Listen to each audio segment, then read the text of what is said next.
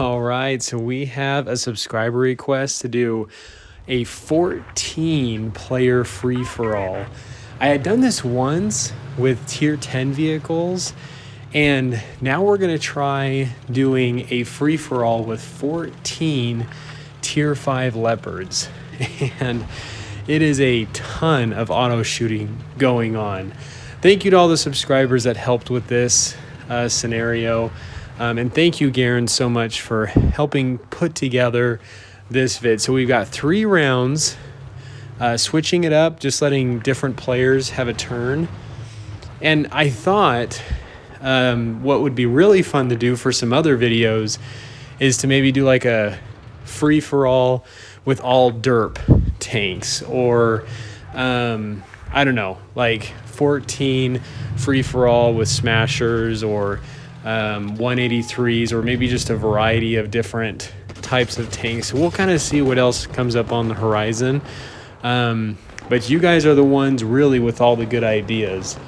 So now the Leopard is a great light tank. It can be a lot of fun because of that auto-loading cannon. It's got great maneuverability. It doesn't really have a lot of armor. In the situation of a free-for-all, basically how it works is at the beginning of the match, nobody shoots each other. We've got friendly fire turned on. Everyone at like the beginning for the first 20 seconds or so all spreads out to different parts of the map, trying to find whatever place they kind of want to start off in. And then I give the word to tell them to start, and they all just kind of just start fighting and shooting each other. And it can be really, really difficult because you've got no teammates to rely on, which sometimes isn't very much in Blitz anyway, but always constantly having to watch your back and who could be, shooting you from all different sides. Whereas in a normal game of Blitz, you can sometimes at least know from your mini-map, okay, I've got teammates over here. This is most likely where the enemy is. You can rely on that. So down here, just to the last few players, the only glitch with these 14 free-for-all scenarios is if for some reason one side of the team ends up dying, well, the game will automatically mark it as finished and then have one of the teams win. So just a few left here, and really can't get stuck too much in the middle.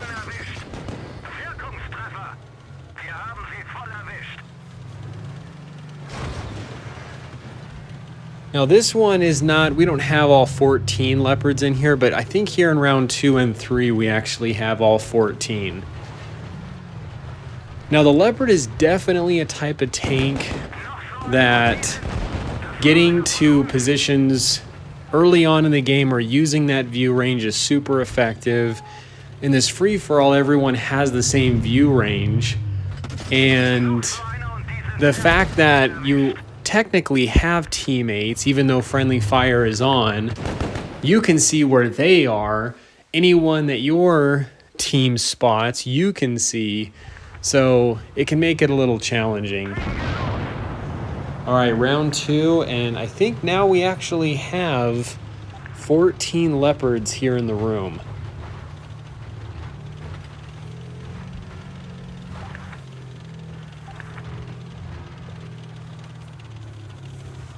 All right, everyone trying to get to their spots here right at the beginning. Now with this many people on a map, on a free-for-all, trying to spread out and go to different areas, these maps are just not quite big enough.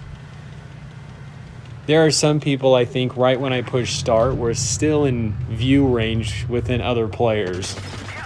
Quite easily, too.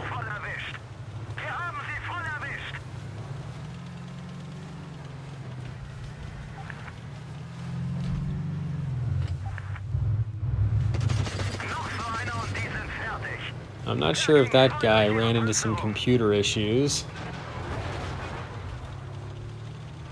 Looks like maybe he started moving, and I don't know if his internet cut out, but got one early out.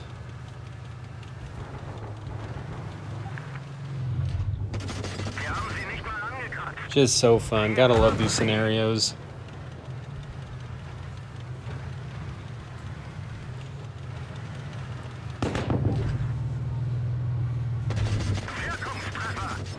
And I think really the tactic with this is not only trying to find cover for yourself, paying attention to your map, your surroundings, looking for people that are fighting each other, and then either flanking and shooting them while they're already distracted could probably be the tactic here.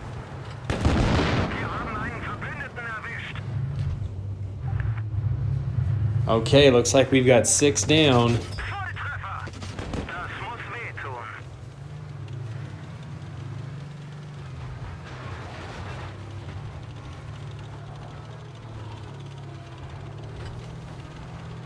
Yeah, the Leopard struggles a little bit with gun depression. I don't think it has a lot. Oh, can he get away? Looks like we got a little bit of a chase scene happening here. That is one thing about the autoloader, much less forgiving. With the Leopard, it's almost one of these things you don't even necessarily need to go into your aiming view very much. The Leopard is just one of these tanks that you just stay in your third-person view, you drive around, you spot, you flank, and then you just keep shooting your autoloader.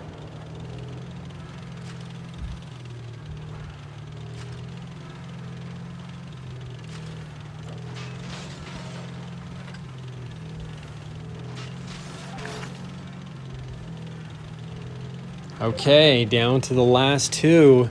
Who's going to be the winner in this free-for-all?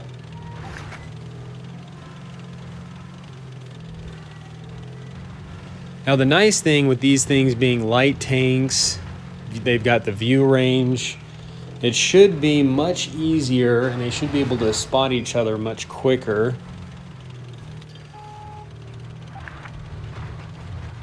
Okay, looks like they did detect each other.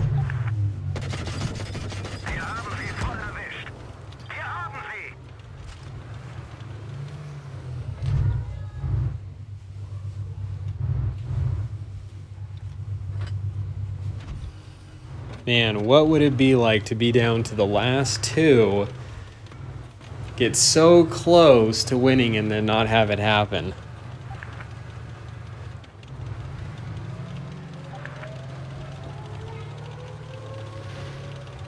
Now, typically in our scenarios, we don't use the cap very much, but I mean, for this, just to kind of put, pressure and help, it's like, just help speed things up a little bit.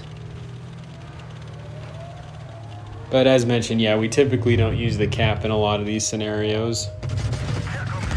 Ooh, some good shots off each other there.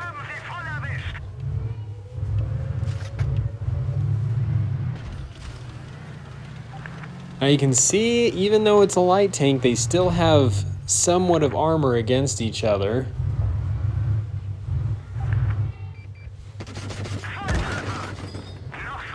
Oh man, this is close.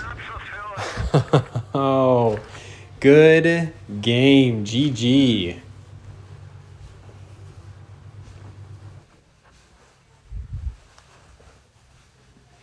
All right, and we'll now be going into our last round for this free-for-all. Same thing, everyone's not shooting at the beginning. Everyone has to spread out, I think within about the first 20 seconds or so. Have to find a spot on the map before we begin.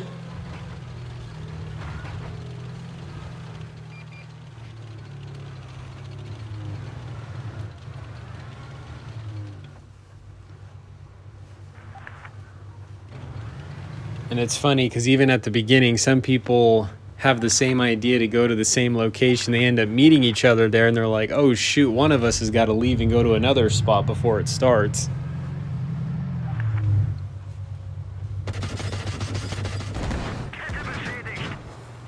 And here we go.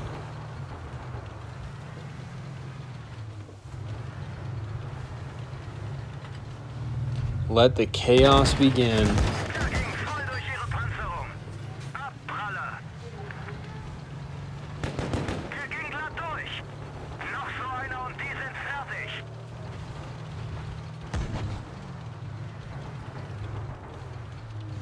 Ooh. In some situations, there just really is no place to go or just nowhere to hide.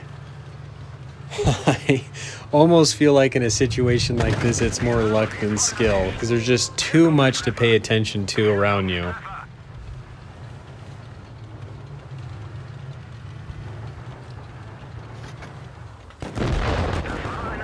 That is one thing that's hard too about these free-for-alls, is because the arrow indicators, the red ones showing you where enemies are only for the opposite team.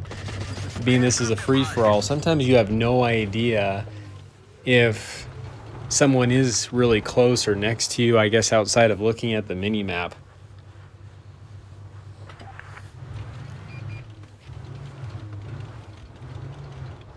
So you guys will have to let me know, those watching it maybe didn't participate, in the comments, how you think you would have done in this scenario.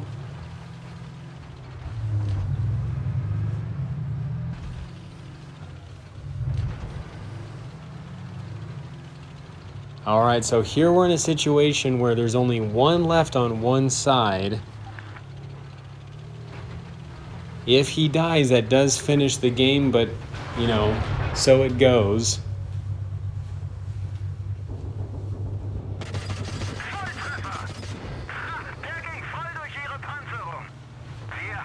This is the complete machine gun battle here.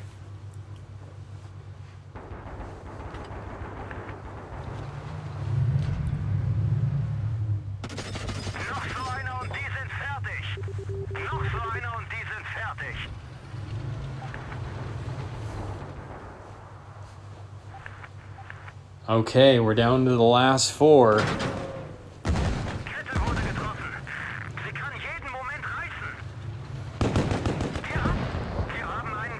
Ooh, a lot down on some pretty low hit points.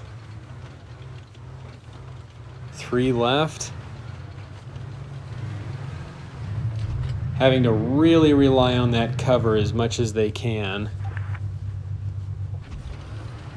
Nice thing about having those on your team is you know always where they are.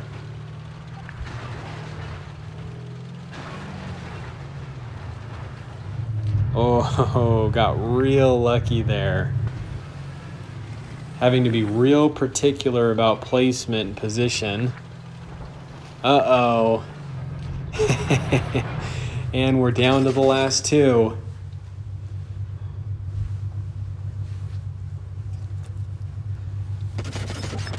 They're even on opposite sides. Some good guess blind shooting there, just in case.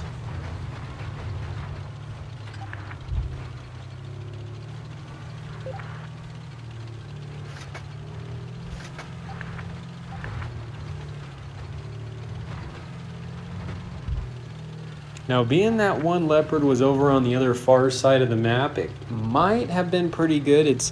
You do have better view range. Could go to some of these bushes mid-center of the map where you had last detected or seen him. Trying to spot him from behind bushes could give him the advantage, since the bushes do kind of help your camouflage a bit. Now, it's a little risky because the last time he saw him, it was over on the left. Okay.